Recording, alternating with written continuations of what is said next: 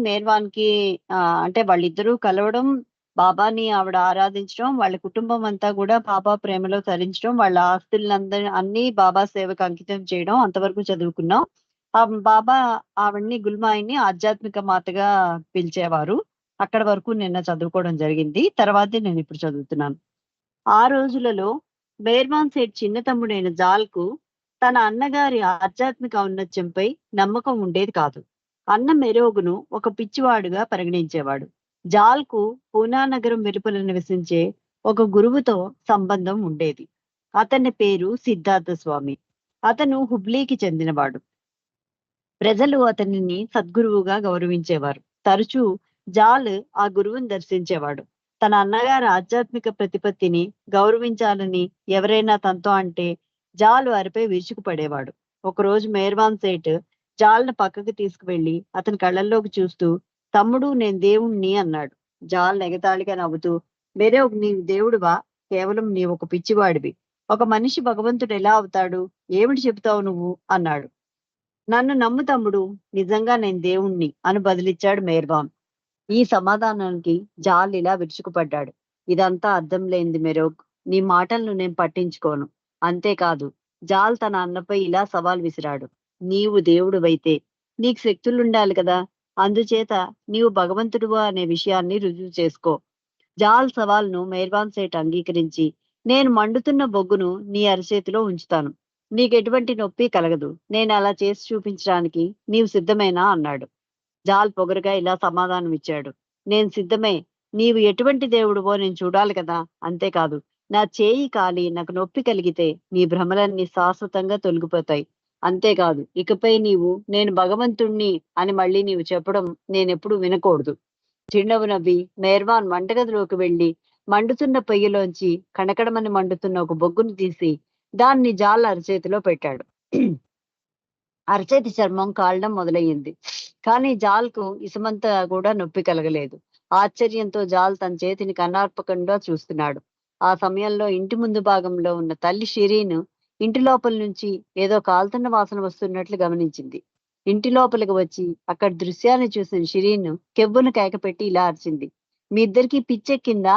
ఏమిటి మీరు చేస్తున్న పని?" మేర్వాన్‌ను తిడుతూనే జాల్ అరచేతిలో ఉన్న బొగ్గును తీసివేయడానికి ప్రయత్నించిందామె. కానీ అది జాల్ చేతిలో లోతుగా కూరుకుపోయింది. అందువల్ల ఆ బొగ్గు అంత సులభంగా రాలేదు.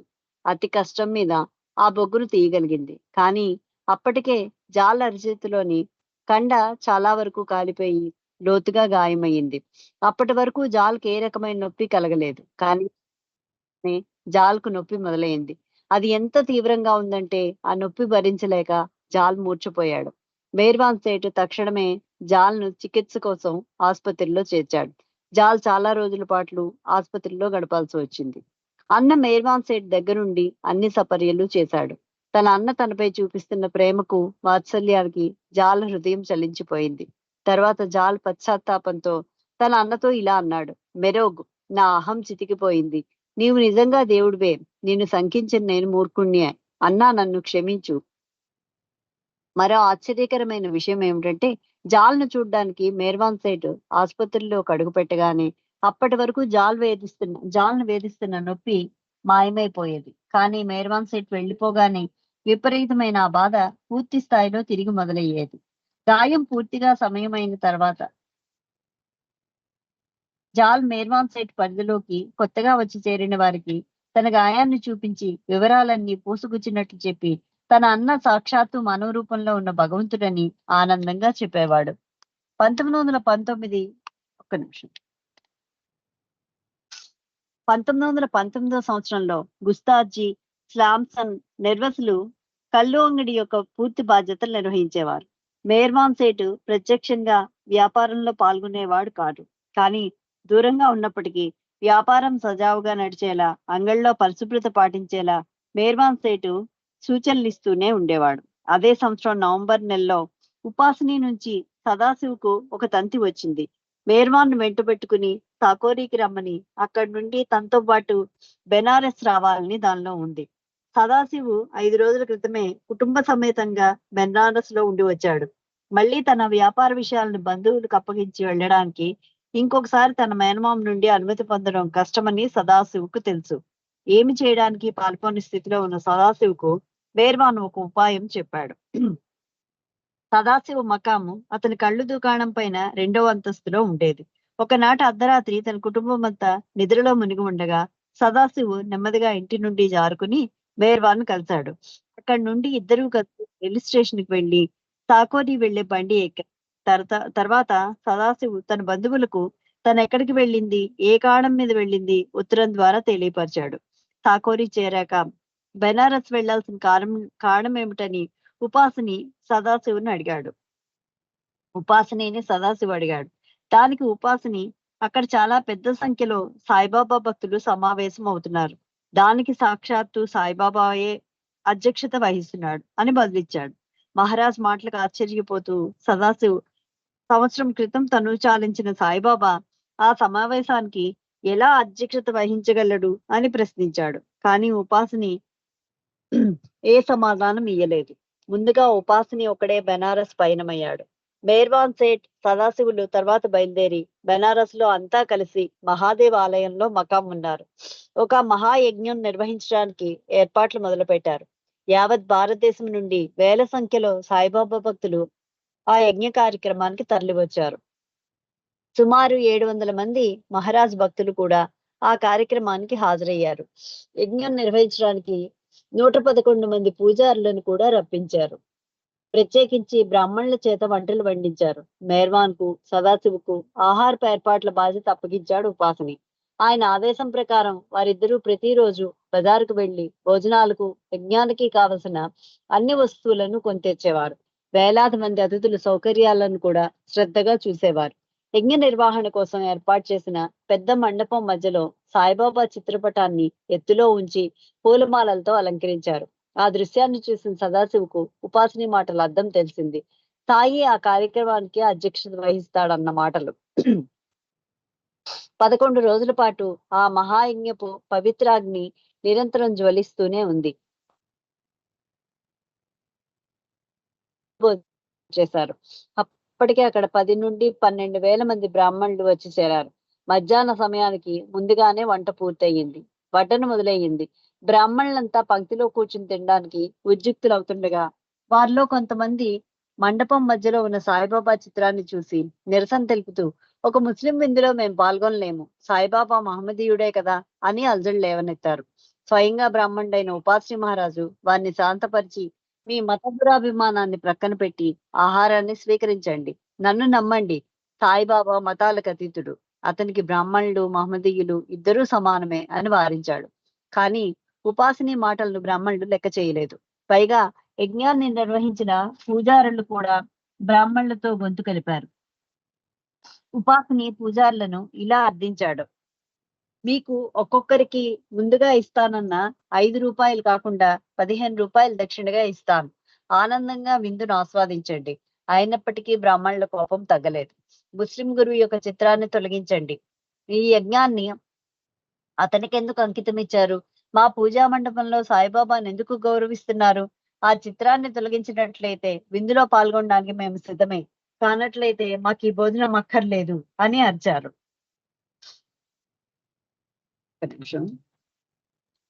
అలా 2 గంటల పాటు ఆ గందరగోళం నడిచింది. బ్రాహ్మణులు ఉపాసిని మాట ఖాతరు చేయలేదు. ఉపాసిని సాయి చిత్రాన్ని తొలగించడానికి ఒప్పుకోలేదు. చివరికి ఉపాసిని తన భక్తులందరినీ గంగానది ఒడ్డుకు వెళ్లి డప్పులు కొట్టి పేదవారందరినీ పిలవమన్నాడు. అలా చేరిన పేదవారందరికీ ఉపాసిని, మేర్వాన్ సేఠ్ మరియు సదాశివులు మిగిలిన భక్తుల సహాయంతో వండి సిద్ధంగా ఉన్న ఆహార పదార్థాలను పంచి ఇచ్చారు. సుమారు 15,000 మందికి పంచినప్పటికీ ఇంకా పెద్ద మొత్తంలో ఆహారం మిగిలిపోయింది. అప్పుడు ఉపాసిని ఇలా ఆదేశించాడు. మిగిలిపోయిన ఆహారాన్ని నదిలో పారవేయండి. బకెట్లతో ఆహారాన్ని నదిలో పడవేయడం ప్రారంభించారు. అది చూసిన బ్రాహ్మణులు నొచ్చుకుని మహారాజును క్షమాపణ కోరుతూ, స్వామి, విందులో పాల్గొనడానికి మేము ఇప్పుడు సిద్ధం. దయచేసి ఆహారాన్ని వృధా చేయకండి, మమ్మల్ని క్షమించండి అని ప్రాధేయపడ్డారు. సద్గురు మహారాజ్ కోపంతో వారి అభ్యర్థనను తిరస్కరించి, మిమ్మల్ని మీరు గొప్పగా కాశీ పండితులమని చెప్పుకుంటారు. పూజారులైన మీ గురించి ఏం చెప్పను? మీకోసం కాశీలో ఏమీ లేదు. ఇక్కడ మీరు ఆహారం కూడా మిగల్లేదు. నేను మిమ్మల్ని క్షమిస్తాను, కానీ మీకు విందు అవకాశం మాత్రం లేదు. మీరు మహమ్మదీయుడిగా పరిగణిస్తున్న సాయిబాబా యథార్థమైన పండితుడు అని అన్నారు. ఉపాసిని అదే కోపంలో పూజారులను వెళ్ళగొట్టాడు. తన భక్తులు కూడా వీడ్కోలు పలికాడు. మేర్వాన్ సేఠ్ మరియు సదాశివును దక్షిణాదిన ఉన్న పూరి జగన్నాథుకు వెళ్ళమని చెప్పి ఉపాసిని సాకోరికి తిరిగి వచ్చాడు.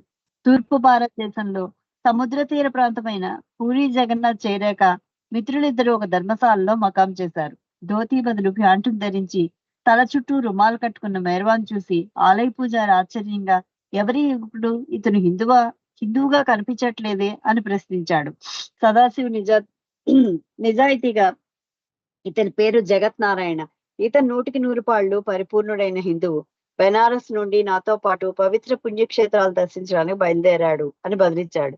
ఆలయ పూజారి మాట్లాడకుండా వారి పేర్లను జగత్ నారాయణ, సదాశివ్ పటేల్ పూనా వాస్తవ్యులుగా నమోదు చేశాడు. జగత్ నారాయణ అనగా అర్థం విశ్వానికి ప్రభువు అని. పాపం ఆలయ పూజారికి అసలు సత్యం తెలియదు. ఆ రోజు వచ్చిన అతిథి సాక్షాత్తు జగత్ నారాయణుడే. మేర్వాన్ సేఠ్ యొక్క వేషాన్ని చూసిన వారెవరైనా అతను హిందూ అంటే నెమ్మరు. కానీ అమాయకుడైన పూజారి మాత్రం అభ్యంతరం చెప్పలేదు. కేవలం హిందూ యాత్రికుల నిమిత్తమే ఉన్న ఆలయంలో ఆ పూజారి చేసుకున్న అదృష్టం కారణంగా ప్రభు ఆ రోజు వారి ఆలయంలో బస చేశాడు. మిత్రులిద్దరూ సముద్ర తీరానికి వెళ్లి సముద్ర స్నానం చేసిన తర్వాత పూజారి వారిద్దరికి భోజనం వడ్డించాడు.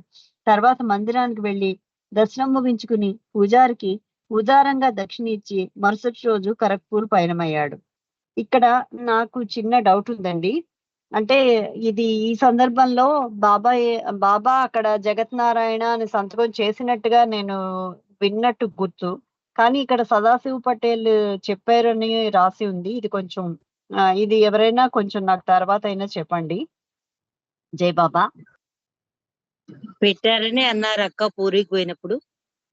అదే సంతకం బాబా పెట్టారనే నాకు, నేను ఎక్కడో విన్నాను, చదువుకున్నాను కూడా. బాబా అక్కడ చెప్పారు కూడా. జై బాబా అండి. ఈ రుచి గారికి కూడా చెప్పారండి, బాబా సంతకం చేశారని చెప్పారు మాకు. జై బాబా. అయితే ఇక్కడ సదాశివ్ పటేల్ చెప్పినట్టుగా ఉంది కానీ బాబా సంతకం జగత్ నారాయణ. అవును అవును అవును. ఓకే, థ్యాంక్ యూ అండి, థ్యాంక్ యూ. మేర్వాన్ సేఠ్ యొక్క వేషాన్ని చూసిన వారెవరైనా అతను హిందూ అంటే నమ్మరు. కానీ అమాయకుడైన పూజారి మాత్రం అభ్యంతరం చెప్పలేదు. కేవలం హిందూ యాత్రికుల నిమిత్తమే ఉన్న ఆ ఆలయంలో ఆ పూజారి చేసుకున్న అదృష్టం కారణంగా ప్రభువు ఆ రోజు వారి ఆలయంలో బస చేశాడు. మిత్రులిద్దరూ సముద్ర తీరానికి వెళ్లి సముద్ర స్నానం చేసిన తర్వాత పూజారి వారిద్దరికి భోజనం వడ్డించాడు. తర్వాత మందిరానికి వెళ్లి దర్శనం ముగించుకుని పూజారికి ఉదారంగా దక్షిణ ఇచ్చి మరుసటి రోజు ఖరగ్పూర్ పయనమయ్యారు.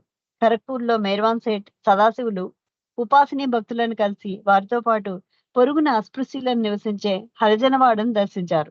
నామదేవ్ మెహర్ అతని భార్య ముందుండగా ఉపాసిని భక్తులంతా మేర్వాన్ సేఠ్ ను తన పూరిపాకకు సాధారణంగా ఆహ్వానించారు. తర్వాత వారు నాగ్పూర్ కు బయలుదేరారు. నాగ్పూర్ లో ఉన్నప్పుడు మేర్వాన్ సేఠ్ సదాశివుతో ఇలా చెప్పాడు: తాజుద్దీన్ బాబాతో కూడా నాకు సంబంధం ఉంది. 3 లేక 4 ఉపాసిని భక్తులను వెంట పెట్టుకుని నీవు వాకీ షరీఫ్ కు వెళ్లి తాజుద్దీన్ బాబాను కలుసుకో. తాజ్ కోసం పూలు పళ్ళు తీసుకుని వెళ్ళు. నేను మీతో కూడా రాలేను, కానీ తాజుద్దీన్ కు నా ప్రణామం తెలియజేయి.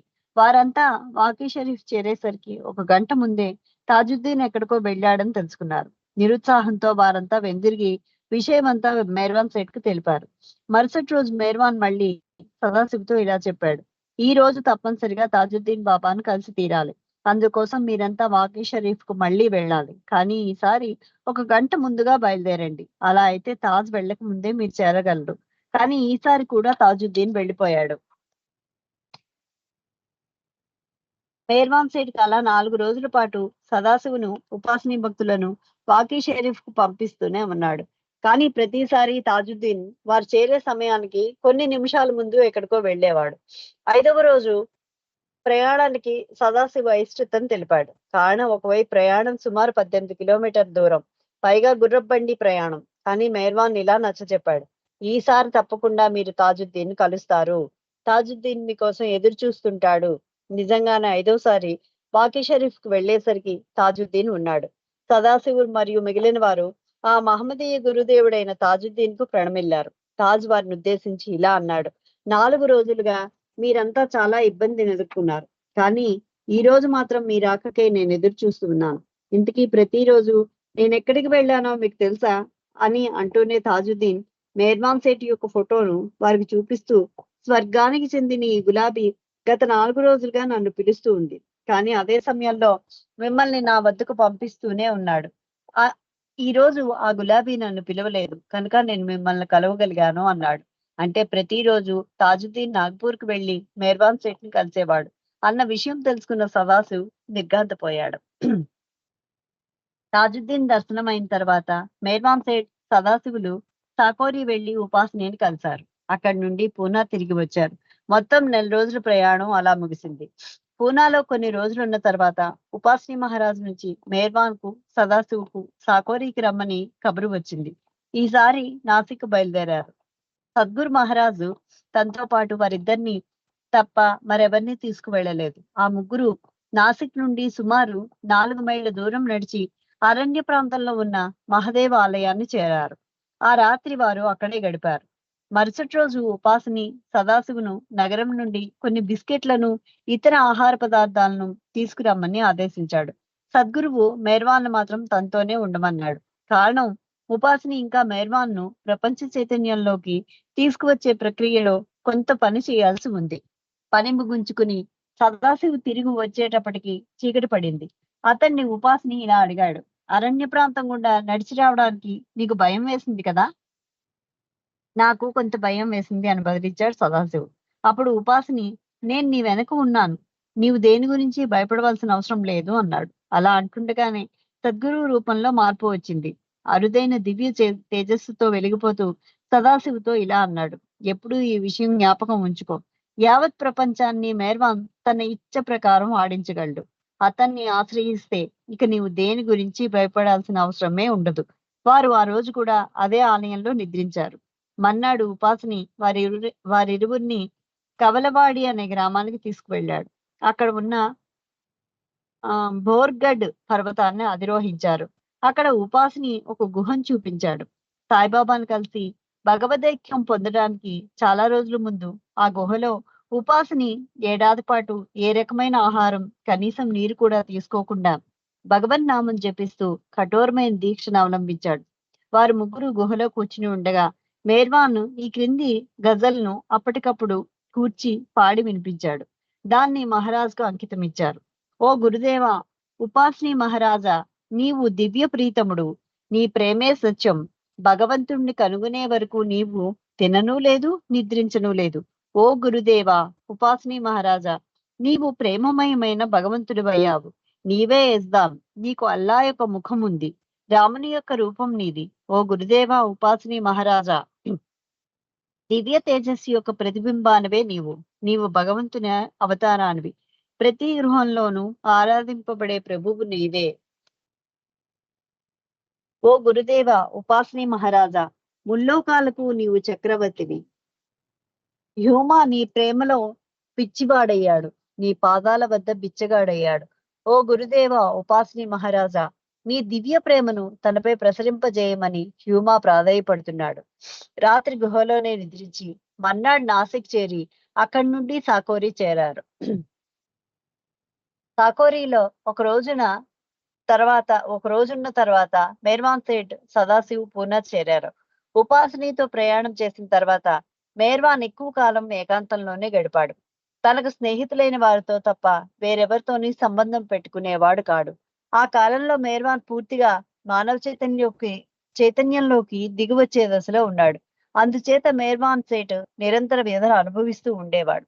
1920వ సంవత్సరంలో కాంతిపురాలో ఉన్న బెహ్రంజీ ఇంట్లోని 2వ అంతస్తులో ఉన్న చీకటి గదిలో తనను తాను బంధించుకునేవాడు. ఆ గదిలోనే కొన్ని పగళ్ళు, కొన్ని రాత్రుళ్ళు ఏ ఆహారము, నీరు తీసుకోకుండా కూర్చుని ఉండేవాడు. ఎవరిని లోపలికి రానిచ్చేవాడు కాదు. ఎప్పుడైనా బయటకు వచ్చినప్పుడు బాగా అలసిపోయినట్లు, ఏదో కఠోరమైన పరిశ్రమ చేసినట్లుగా చెమటలతో తడిసి కనిపించేవాడు. మెహర్బాన్ సేఠ్ యొక్క చైతన్యం అనంత ఆనందంలో మునిగి ఉన్నప్పటికీ అతని ఆధ్యాత్మిక బాధ్యత ప్రకారం క్రిందకి దిగివచ్చి ప్రపంచ చైతన్యం పొందాల్సి ఉంది. అలా దిగి రావడం భరించలేని వేదంతో కూడి ఉంటుంది. కారణం భగవద్ అనుభవం పొందిన అనంత చైతన్యం తిరిగి భిన్న రూపాలతో కూడి పరిమితులతో నిండి ఉన్న స్థూల ప్రపంచంలోకి సూక్ష్మ మరియు మానసిక ప్రపంచాల గుండా పయనించి తీరాలి. భౌతిక ప్రపంచం పూర్తిగా స్థూలమయం. ఇక్కడ సర్వసాధారణమైన అనుభవం బాధ, నొప్పి మాత్రమే. భగవంతుని స్థితిలో మాత్రం బాధకు ఆస్కారమే లేదు. మేర్వాన్ సెటు మానవ చైతన్యంలో పని చెయ్యాలంటే స్థూల ప్రపంచ అవస్థలన్నీ అనుభవంలోకి రావాలి. అలాంటి వింత దశలో ఉన్న మేర్వాన్ కు అంతః సంక్షోభం తట్టుకోలేక ఒకనాడు పాకీ పనిచేసే బహదూర్ని కలిసి ఒక బకెట్ నిండా మానవ మలాన్ని ఇమ్మని కోరాడు. కానీ బహదూర్ దాన్ని సున్నితంగా తిరస్కరించాడు. అయినా మేర్వాన్ సేటు బలవంతం మీద అతను కోరినట్టే చేశాడు. ఎవరికంటా కనబడకుండా మేర్వాన్ సేటు బెహరంజీ ఇంట్లోని ఒక గదికి ఆ బకెట్ ని తీసుకువెళ్లి గది తలుపులు మూసి రాత్రంతా ఆ గదిలోనే గడిపాడు. మరుసటి రోజు ఉదయం అతను బయటకు వచ్చినప్పుడు అతని శరీరం అంతా మలం పూసుకుని కనిపించాడు. రాత్రంతా తన శరీరంపై ఆ మలాన్ని పూసుకున్నాడు. అది ఎండి ఒంటికి బిగిసిపోవటం వల్ల మేర్వాన్ సేట్ నడవలేకపోయాడు. సహాయం కోసం బెహరంజీని, సయ్యద్ సాహెబ్ ను పిలిచాడు. మెహర్వాన్ సేట్ పరిస్థితిని చూసి వారిద్దరూ చలించిపోయారు. మెహర్వాన్ సేట్ ఆదేశం మేరకు ఎన్నో బకెట్లతో వేడి నీరు తెచ్చి అతని ఒంటి నిండా సుగంధ తైలం క్రిమి సంహారక లేపనం పూసి కొన్ని గంటల పాటు అతనికి స్నానం చేయించారు. బహదూర్ విధేయత పట్ల తానెంతో సంతోషించానని మెహర్వాన్ సేట్ చెప్పాడు. జరిగిన విషయాన్ని బహదూర్ తర్వాత బెహరంజీతో చెప్పాడు. అప్పటి నుండి బహదూర్ మెహర్వాన్ ను ఆరాధించడం మొదలుపెట్టాడు. మెహర్వాన్ సేట్ యొక్క ప్రభావం ద్వారా ఏమీ చదువుకోని బహదూరు కవిత్వం ప్రారంభించి తన రచనలను మెహర్వాన్ సేట్ కి అంకితం ఇచ్చాడు. బహదూర్ కృషికి మెహర్వాన్ ఎంతో ప్రసన్నుడయ్యేవాడు. మెహర్వాన్ సేట్ తన శరీరం నిండా మానవ విసర్జనాన్ని పూసుకోవడం అనే సంఘటన అతను మానవ చైతన్యంలోకి దిగివచ్చే ప్రక్రియలో అనుభవించే వ్యధలో భాగమే. ఉపాసని మహారాజ్ కూడా తన అహం పూర్తిగా తుడిచిపెట్టుకుపోయేలా ఆశ్చర్యం కలిగించి ఎన్నో పనులు చేసేవాడు. కుష్ఠరోగులకు స్నానం చేయించి ఆ నీరు త్రాగేవాడు. మరుగుదొడ్లు, వీధులు శుభ్రం చేసేవాడు. మలాన్ని ఆహారంలో కలుపుకుని తినేవాడు. రాబందులు పీక్కుని తింటుండగా గుర్రపు కళేబరాన్ని ముద్దులాడేవాడు. భగవద్ అనుభవాన్ని పొందిన తర్వాత తిరిగి సృష్టి చైతన్యంలోకి దిగివచ్చే సందర్భంలో ఒక వ్యక్తి అనుభవించే తీవ్రమైన వ్యధలో భాగంగా మాత్రమే పై వింత సంఘటనల్ని అర్థం చేసుకోవచ్చు. తర్వాత 1920 సంవత్సరంలో సయ్యద్ సాహెబ్ తో మెహర్వాన్ సేట్ ఇలా చెప్పాడు: నేను ప్రశాంతమైన ఒక ఏకాంత ప్రదేశంలో కొన్నాళ్ల పాటు గడపాలనుకుంటున్నాను. నా కోసం అటువంటి స్థలాన్ని వెతికి పెట్టగలవా? సయ్యద్ సాహెబ్ దూరంగా ఉండే కొన్ని స్థలాలను సూచించాడు. కానీ మెహర్వాన్ సేట్ కు నచ్చలేదు. చివరికి సయ్యద్ సాహెబ్ తో మెహర్వాన్ సేట్ ఇలా చెప్పాడు: ఉపాసని మహారాజు ఏడాది పాటు ఉపవాస దీక్షలో గడిపిన నాసిక్ దగ్గరలో ఉన్న ఒక గుహను నేను ఎంచుకున్నాను. నాటితో పాటు నీవు కూడా వస్తే బాగుంటుంది. సయ్యద్ సరేనన్నాడు. ఇద్దరూ కలిసి రైలు బండిలో నాసిక్ చేరి అరణ్య మార్గం గుండా గబల్వాడి అనే గ్రామానికి చేరారు. బోర్గఢ్ పర్వతాన్ని ఎక్కారు. ఇది వరలో ఉపాసని చూపించిన గుహను మెహర్వాన్ సేట్ గుర్తించాడు. మెహర్వాన్ సేట్ 40 రోజులు రేయింబవళ్ళు ఆ గుహలోనే గడిపాడు. సయ్యద్ సాహెబ్ గ్రామం నుంచి తెచ్చే పాలు తప్ప మరే ఇతర ఆహారాన్ని ముట్టుకోకుండా ఆ గుహలో గడిపాడు. మెహర్వాన్ సేట్ సయ్యద్ సాహెబ్ మాత్రం బయట కొండ శిఖరం వద్ద కూర్చుని గడిపేవాడు. జై బాబా అండి. అవతార్ మెహర్ బాబాకి జై. నాకు ఈ అవకాశం ఇచ్చినందుకు బాబాకి, అలానే మీ అందరికీ కూడా ధన్యవాదాలు.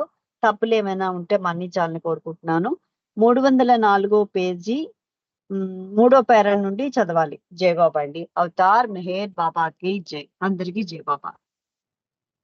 జై బాబా అక్క, ఎంతో చక్కగా మెహర్ ప్రభు చరిత్రం చదివి అందరికీ అర్థమయ్యేటట్టు వివరించారు. మీకు జై మెహర్ బాబా. ఇప్పుడు చిన్నక్క శారదా ప్రసాద్ గారు బాబాకు హారతి ఇచ్చి ఈ ప్రోగ్రామ్ ను కంప్లీట్ చేస్తారు. జై బాబా చిన్నక్క. జై బాబా. జై బాబా. అందరికి జై బాబా. అవతార్ మెహర్ బాబాకి జై. జై బాబా అండి. ఈరోజు 15th ఇయర్ మ్యారేజ్ యానివర్సరీ జరుపుకుంటున్న మెహర్ చంద్ ప్రణీత మరియు బర్త్డే జరుపుకుంటున్న ధనలక్ష్మి, మారుతి ధనలక్ష్మి వారికి బిలవాడ బాబా బ్లెస్సింగ్స్ తెలుపుతూ ఇప్పుడు బాబాకి హారతి చేసుకున్నాము. జై బాబా. Thank you. జై బాబా. జై బాబా. జై బాబా. అవతార్ మెహర్ బాబాకి జై.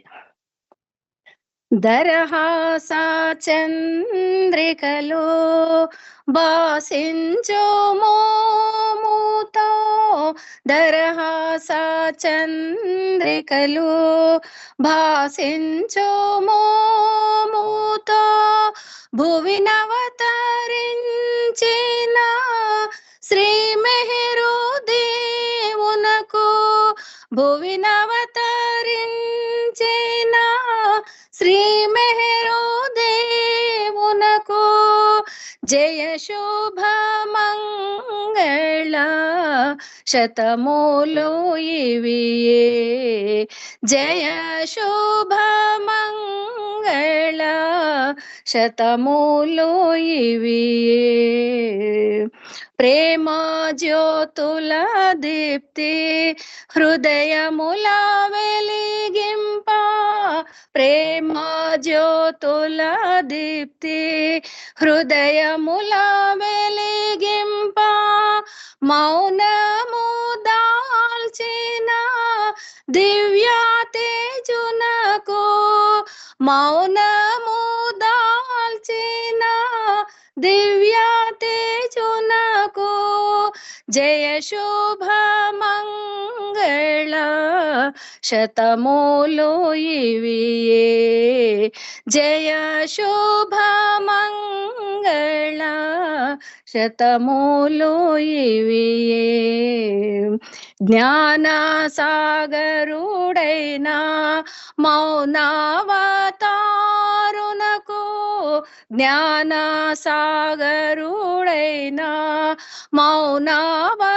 మౌనావతారునకు ప్రేమ సాగరుడైన శ్రీ మెహరు దేవునకు ప్రేమ సాగరుడైన శ్రీ మెహరు దేవునకు జయ శుభ మంగళ శతములు ఇవియే జయ శుభ మంగళ శతములు ఇవియే అభయహస్తము జూపి ఆసీనుడై వెలయో అభయహస్తము జూపి ఆసీనుడై వెలయో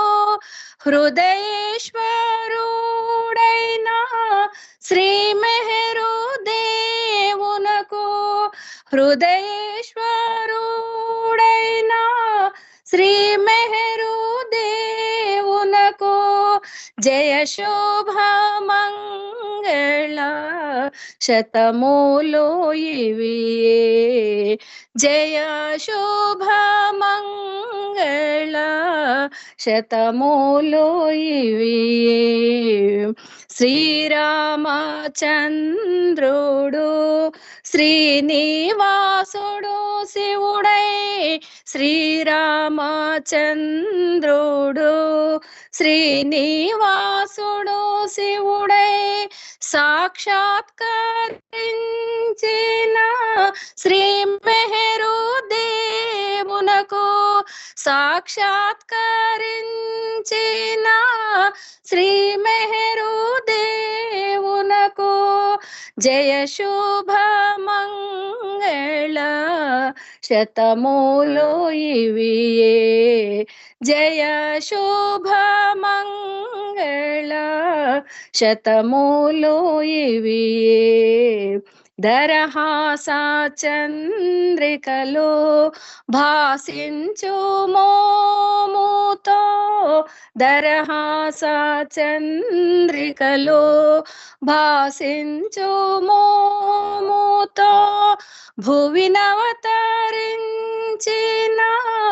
శ్రీ మెహరు దేవునకు భువినవతరించిన శ్రీ మెహరు దేవునకు జయ శుభ మంగళ శతములు ఇవియే జయ శుభ మంగళ శతములు ఇవియే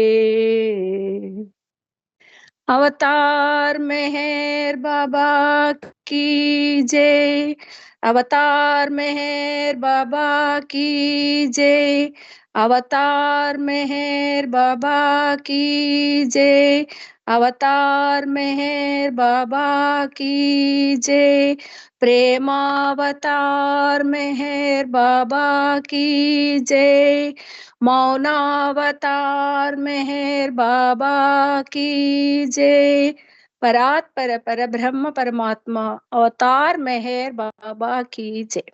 జై బాబా అండి. థ్యాంక్ యూ అండి. అన్ని రోజులు అందరికీ థ్యాంక్ యూ. జై బాబా అక్క, చక్కని హారతి చక్కగా చేశారు. మీకు జై బాబా.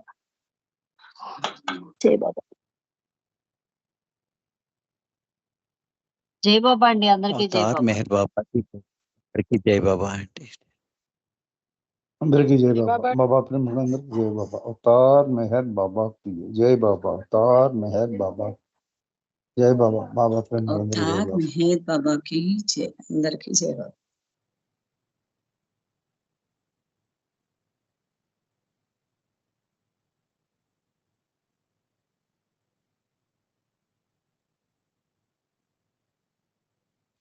అవతార్ మెహర్ బాబా की जय. అందరికీ జై బాబా అండి.